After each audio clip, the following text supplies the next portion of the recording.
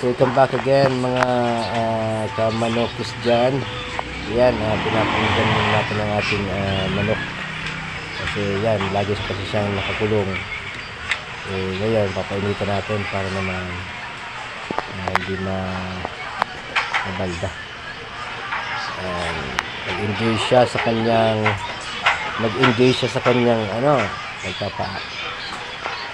pagbibilad sa araw. Medyo lugom siya ngayon. Malapit nang ibalik sa akin yung hiniram na Sweeter Gilmore.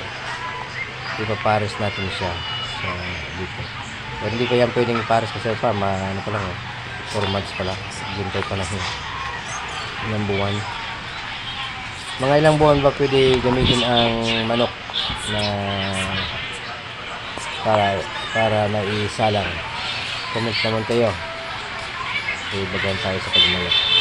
Yan naman tagapagbantay ng ating manok. Hindi tayo nakatira. Yan nasa compound tayo. Yung taas na yun ay yun ang ating highway. Ay hindi highway. Daan lang. Barangay road. Yan ang tagapagbantay ng manok. Nag-iisip. Yan.